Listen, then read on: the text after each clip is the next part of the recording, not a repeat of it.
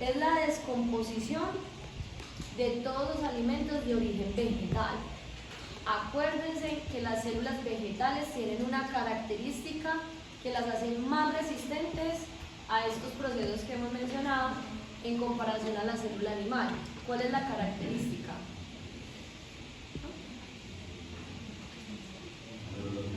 Que tienen pared celular, que tienen celulosa. Por ende, todos estos procesos que hemos mencionado no son suficientes para que esa célula libere los nutrientes. Entonces debemos hacer fermentación. Entonces, la digestión fermentativa es la digestión de la celulosa y de la hemicelulosa. Celulosa y hemicelulosa son los componentes de la pared celular. ¿Quién se encarga de la digestión de la celulosa y de la hemicelulosa? Los microorganismos. Microorganismos es un grupo de bacterias, hongos y protozoos. Anteriormente a eso se le conocía como la flora bacteriana, pero primero no son plantas, no florecen, y segundo no solamente son bacterias. Hoy en día se le conocen como los probióticos, o también conocidos como la microbiota. ¿Listo? ¿Qué hacen los microorganismos? Estos microorganismos van a hacer digestión de la celulosa. Esto mismo, van a producir unas enzimas que van a permitir convertir la celulosa y la hemicelulosa en su porción asimilable para poder ingresar a la célula y coger los nutrientes. Durante ese proceso, esos microorganismos, al liberar las enzimas, generan la producción de algo que se llama ácidos grasos volátiles. Los ácidos grasos volátiles son la fuente principal de energía de los animales herbívoros.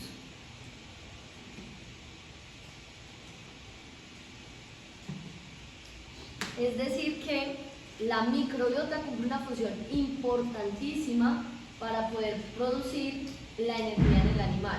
Necesitamos ácidos grasos volátiles. Y eso no solamente en el bovino, esto es en cualquier animal herbívoro. O sea que eso también va a suceder en el equino.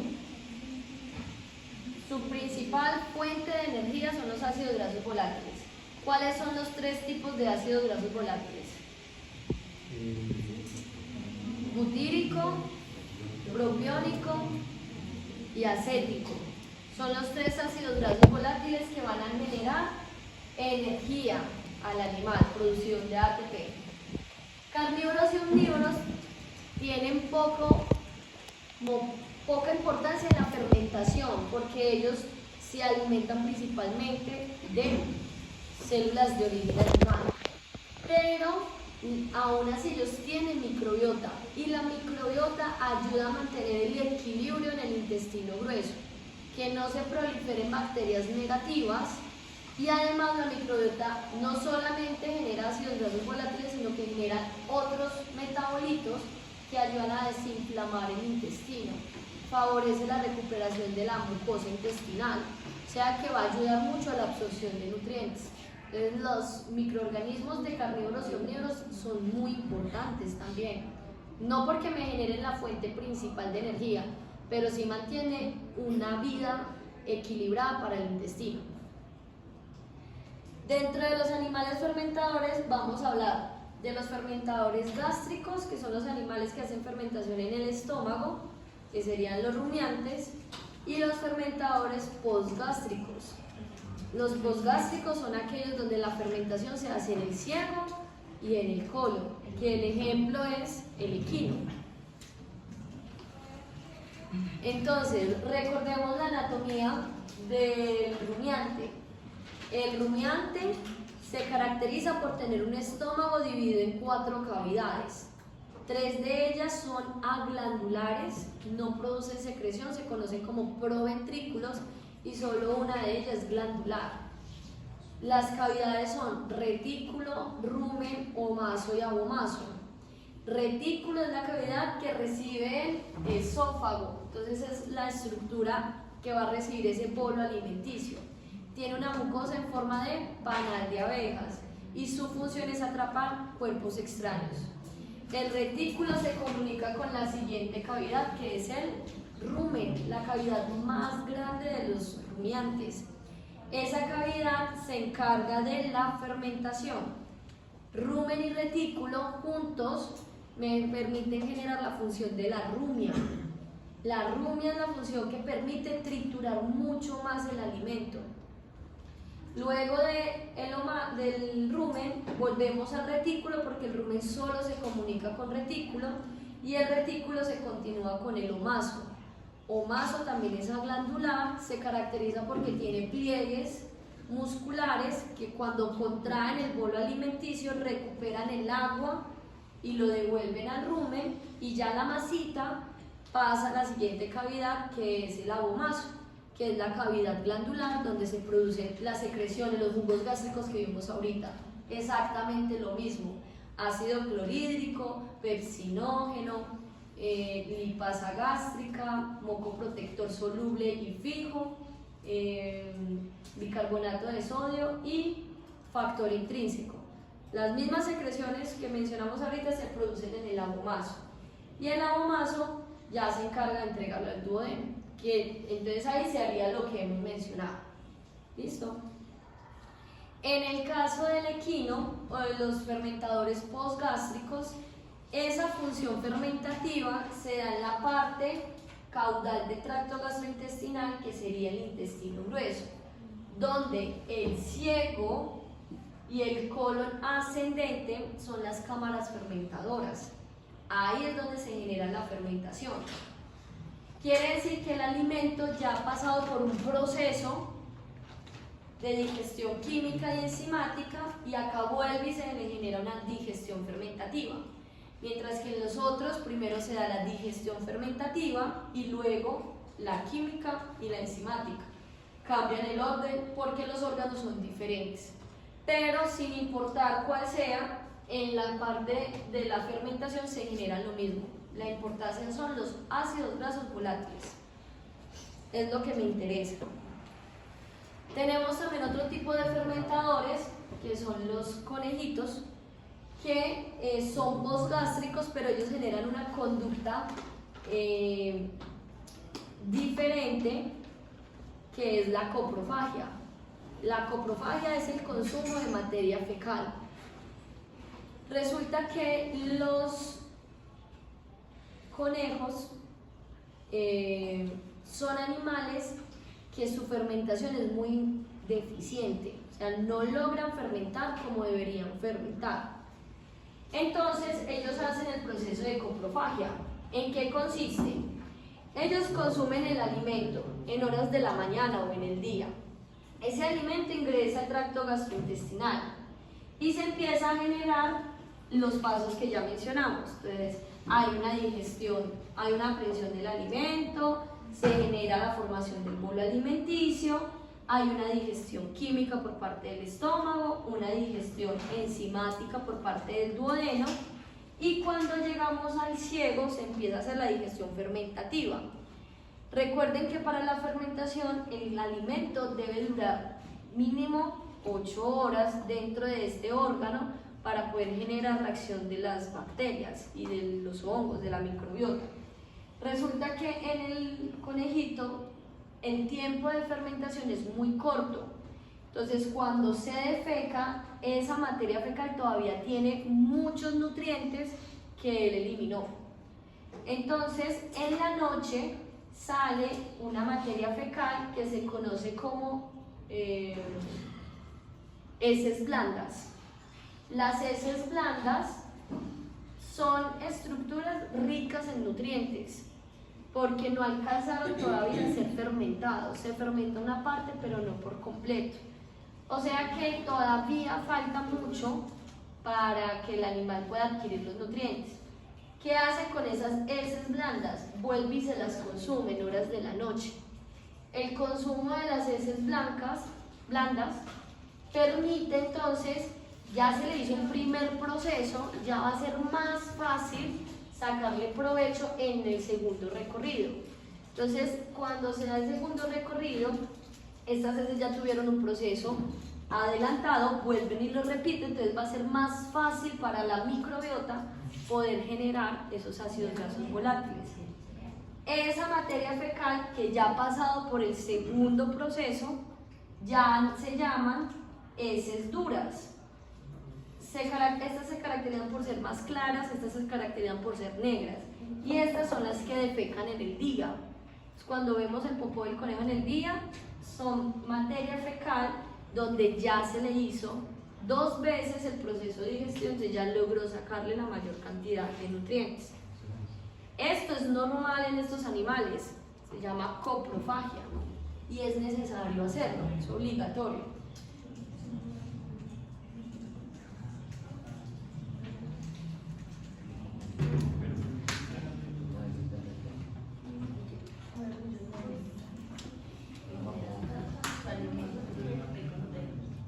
¿Listo?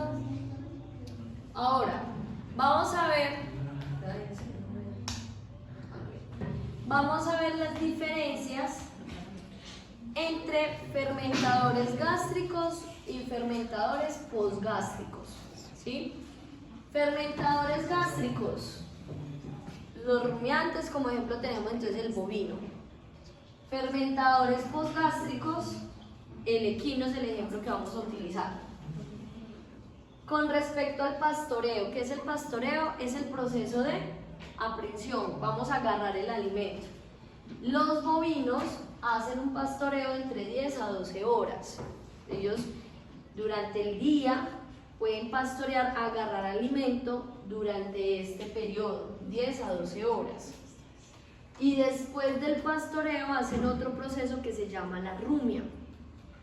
En el pastoreo, el proceso de la masticación es muy deficiente, porque el objetivo es llenar el rumen de alimento, no masticarlo bien, porque para eso tenemos la rumia. La rumia es el proceso que permite devolver el alimento para triturarlo ya de manera adecuada. ¿Esto qué permite? Favorecer la fermentación, ¿sí? Son animales que durante el pastoreo van a almacenar una gran cantidad de alimento, por eso el rumen es tan grande.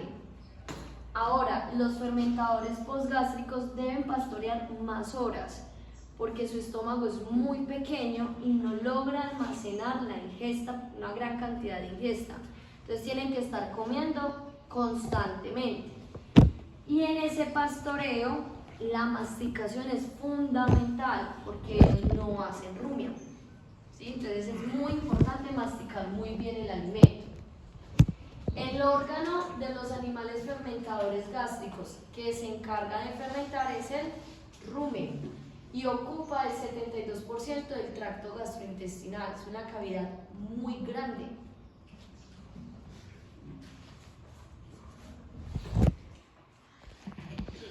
En los equinos, el órgano encargado de la fermentación es el ciego y el colon ascendente, y estos dos órganos ocupan el 62% del tracto gastrointestinal.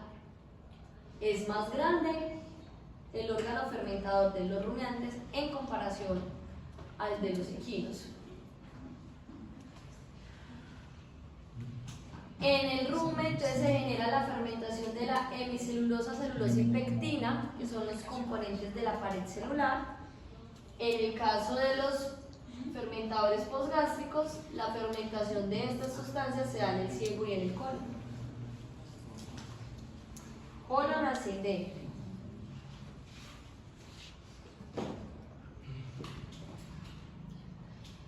El pH es una de las cuestiones más importantes a regular en este tipo de procesos, porque como ya mencionamos, el producto de la fermentación, uno de los productos son los ácidos grasos volátiles, y como su nombre lo indica, van a generar una acidosis. En el caso de los rumiantes, el pH ruminal tiende mucho a descender. Es muy ácido, puede estar entre 5,6 a 6,8. Ese pH hay que mantenerlo muy equilibrado. Por eso es súper importante la rumia, porque acuérdense que con la rumia se produce saliva. y la producción de saliva amortigua el pH ruminal. Súper importante la rumia. Por eso los animales, cuando nosotros los llevamos a pastoreo, el pasto debe tener un tamaño adecuado, porque si el pasto es muy pequeño y el animal no necesita volver a hacer rumia porque ya está pequeñito de por sí, no se produce saliva y no se amortigua ese pH. La salivación, la rumia en los animales fermentadores gástricos es fundamental para mantener el pH del rumen. Si el pH se acidifica, me matan los microorganismos y no hay fermentación. Entonces, no hay que descuidar ese pH. En el caso de los fermentadores postgástricos, no hay tanta variación en el pH, porque ya se viene con una sustancia aquí en la digestión enzimática, ya se ha producido una gran cantidad de bicarbonato. Acuérdense que el páncreas produce la secreción hidrolática, el hígado produce secreción hidrolática, el duodeno lleva mucho agua y bicarbonato al intestino. Es decir, que cuando llega el contenido al ciego y al colon, ya el pH está equilibrado. Entonces las variaciones del pH no cambian tanto en comparación a las del rumen, porque el rumen no recibe tanta secreción hidrolática, que eso está después del estómago. Entonces depende sí o sí de la saliva. ¿Qué se produce durante la fermentación? Los ácidos grasos volátiles, que para los dos individuos es la fuente principal de energía. Ahora, los fermentadores gástricos tienen un plus que no tienen los postgástricos, y es que ellos pueden hacer digestión de las bacterias que se encuentran en el rumen. Cuando el contenido pasa hacia el omaso se encarga de recuperar el líquido y volverlo al rumen, pero hay casos donde las bacterias o los protozoos continúan hacia el abomaso, y en el abomaso se produce pepsina, y en el páncreas se produce elastasa, quimotripsina,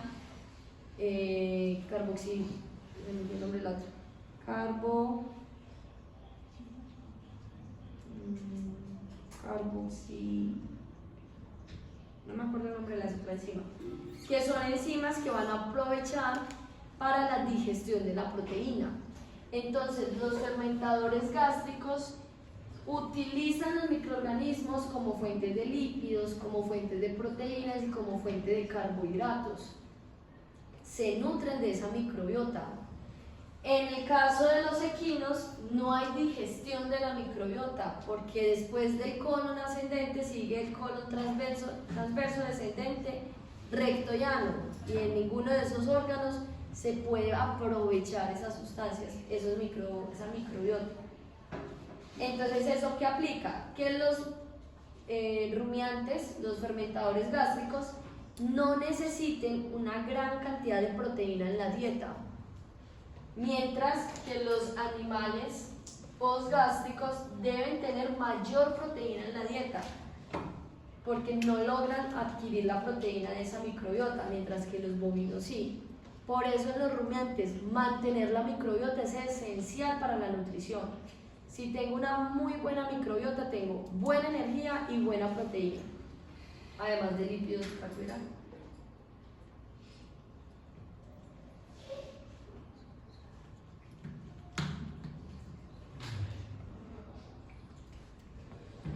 En el caso de los fermentadores gástricos, primero se fermenta y luego está la digestión enzimática del mismo animal, donde se producen las enzimas gástricas, pancreáticas y entéricas.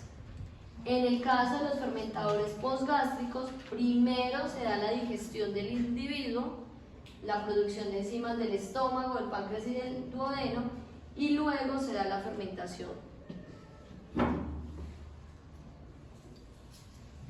Entonces, vamos a hablar sobre la motilidad, el movimiento que se genera, en este caso en el rumen. Resulta que el movimiento del rumen es súper importante. El rumen no se puede quedar sin mover. pero no se puede mover tampoco exagerado. Él tiene un ritmo. Y esos movimientos del rumen se dan gracias a la inervación del nervio vago. El nervio vago que nace en la médula oblonga, allá en la médula oblonga se encuentra el centro de la respiración, el centro gástrico, manda señales al plexo en este caso del rumen, para que generen las contracciones. Cuando el nervio vago manda las señales para que el rumen se contraiga, entonces tenemos unos receptores excitatorios que permiten la contracción del rumen y unos receptores inhibitorios que evitan que el rumen se contraiga, se mueva. ¿Cuáles son los receptores excitatorios? Entonces hay unos receptores en la boca. El hecho que el animal introduzca alimento a la boca es una señal que tiene el nervio vago para empezar a mover el rumen, porque lo que está comiendo próximamente va a llegar al rumen. Necesitamos que se genere la rumia, necesitamos que se genere la fermentación, la mezcla. Entonces el alimento en la boca excita el movimiento en el rumen.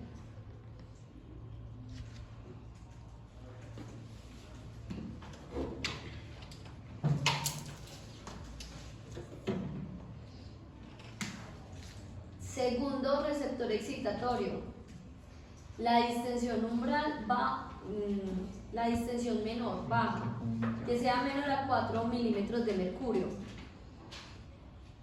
En el rumen se producen gases, porque los gases son uno de los productos de la fermentación.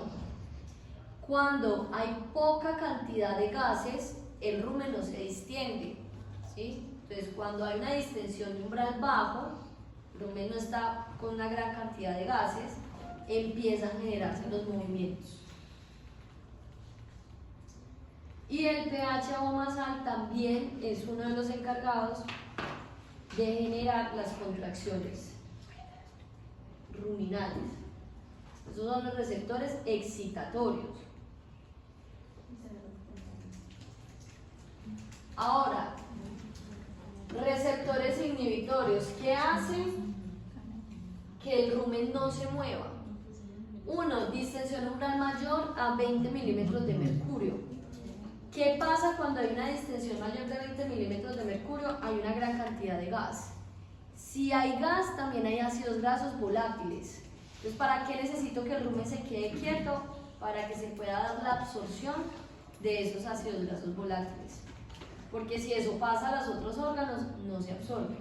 La absorción de ácidos grasos volátiles se da en el rumen. Si está lleno de gas, es porque se dio la fermentación.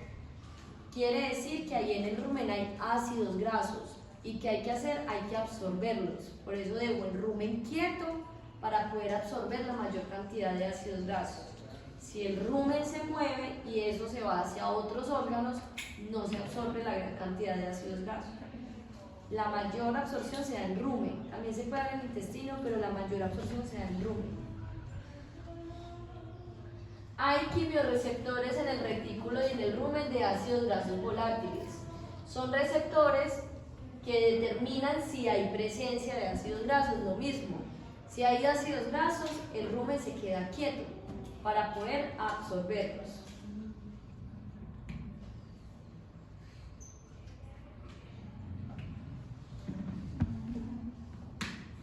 Tensión abomazal, que el abomazo esté dilatado. ¿Qué quiere decir? Que está lleno de contenido. Si el rumen se mueve, le va a mandar más contenido. Entonces, mientras el abomazo esté dilatado, el rumen se debe quedar quieto. Acuérdense que el abomazo tiene el esfínter pilórico y el esfínter pilórico tiene la función de regular el vaciamiento gástrico. Entonces, si el abomazo está lleno, el rumen no le va a mandar más contenido, se queda quieto.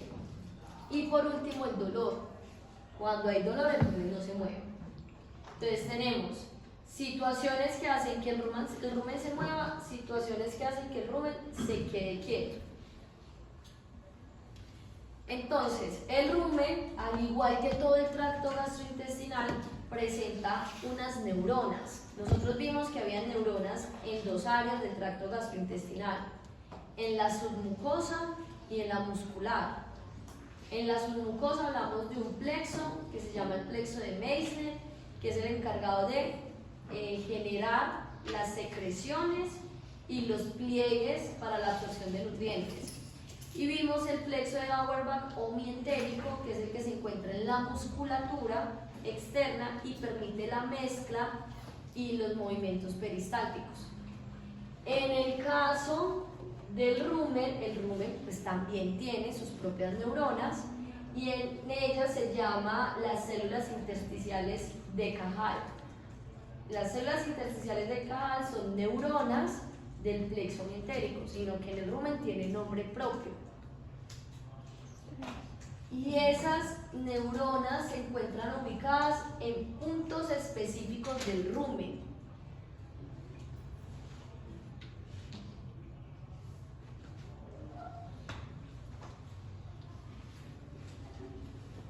Esa ubicación específica es lo que permite la contracción del rumen. Entonces ellas van a generar un potencial de acción que va a generar la contracción de esa musculatura. Y los movimientos del rumen tienen un orden. Recuerden entonces que eso siempre es controlado por una red neuronal extrínseca, que en este caso sería el nervio vago. Y el nervio vago es mixto, tiene ramas sensitivas, aferentes, que le mandan la señal y le indican al cerebro cómo se encuentra el rumen para saber si hay que moverlo o no moverlo. Y tiene las motoras, las eferentes, que si hay que moverlo, estimula el plexo para que entonces empiece a contraer. ¿Cuáles son los movimientos? Bueno, en el intestino, en el caso del caballo también sucede lo mismo. En el intestino hay unos puntos estratégicos también donde se encuentran esas neuronas. ¿Dónde se ubican esas neuronas? Se ubican en todo el colon ascendente, justo al inicio del colon ascendente después de pasar de ciego a colon, en la flexura diafragmática ventral y al inicio de la flexura pélvica. Ahí se encuentra la red neuronal que va a permitir los movimientos del colon. Son neuronas que generan potencial de acción y permiten la contracción. Se encuentran en tres zonas específicas. Al inicio del colon ascendente, justo después de pasar del ciego. En la flexura diafragmática ventral y al inicio de la flexura pélvica.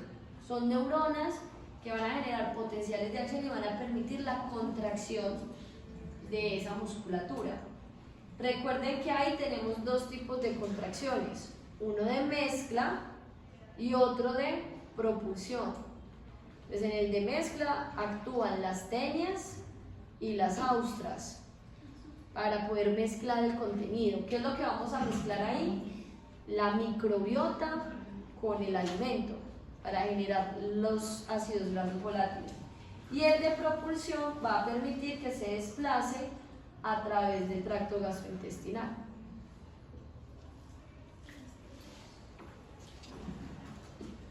Ciego y colon ascendente son las cámaras fermentadoras.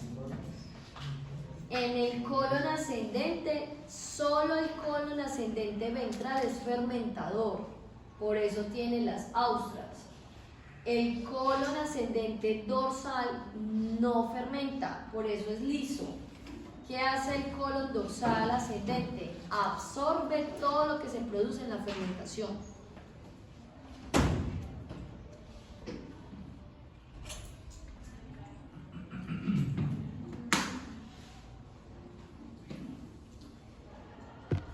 Hablando del rumen, el rumen genera un proceso que se llama la rumia.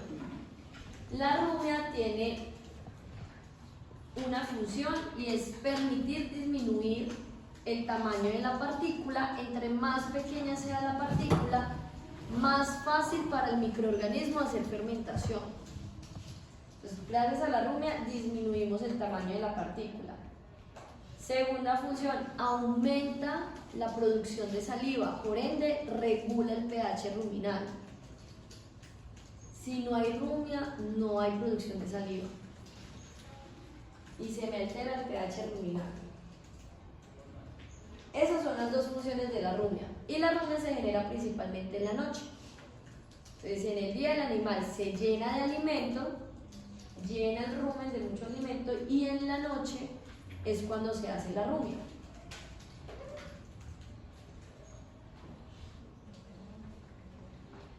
El rumen, durante el proceso de la rumia, se divide en tres estratos.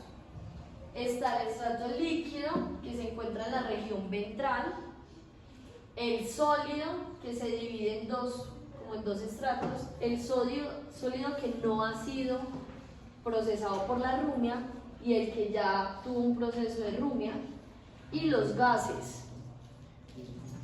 Cuando el animal consume por primera vez el alimento, en el día coge el alimento y lo deglute, el alimento se ubica en esta zona sólida, en el estrato sólido. Es un alimento que todavía tiene un tamaño de partícula muy grande. Entonces él queda encima del fangoso, queda flotando sobre el estrato líquido. Cuando el animal empieza a hacer la rumia, todo lo que está aquí, el estrato líquido, el fangoso y el sólido, se mezcla y va al retículo. Lo líquido y lo fangoso pasa a lo maso, pero la parte sólida, que está de gran tamaño, no pasa a lo maso, sino que se devuelve a la cavidad de la boca para hacer la rumia y empieza a triturar el alimento. A medida que lo va triturando y vuelve y lo deglute, el estrato sólido va pasando al estrato fangoso, que es el estrato fangoso ya cuando se ha hecho la rumia, cuando el pasto ha disminuido, el alimento ha disminuido de tamaño, se ha llenado de más saliva y parece un fango, parece lodo. Este estrato fangoso empieza a diluirse en el estrato líquido, y aquí en el estrato líquido es donde encontramos la microbiota. Entonces, cuando el estrato fangoso se diluye, porque ya está más chiquitico, ya se le hizo la rumia, en el estrato líquido, la microbiota aprovecha y hace la fermentación. Entonces, el estrato sólido es el alimento que apenas se aprende, que apenas se consigue. Entonces, todavía no se le ha hecho rumia, es muy grande. El estrato fangoso es cuando ya se le ha hecho rumia. Y ese estrato fangoso se diluye en el estrato líquido. Cuando se diluye en el estrato líquido es cuando se genera la fermentación.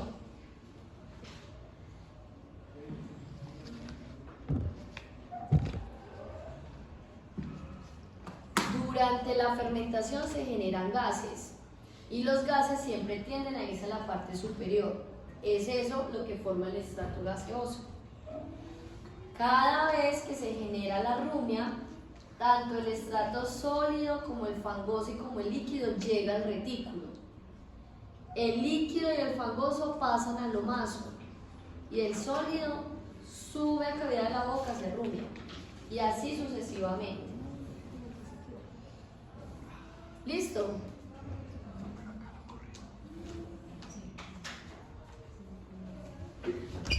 El próximo viernes tenemos nuestro tercer parcial. Y el próximo miércoles tenemos clase. ¿Listo? Nos vemos el miércoles de Semana Muerta. Terminamos lo que es digestión fermentativa, entrego parciales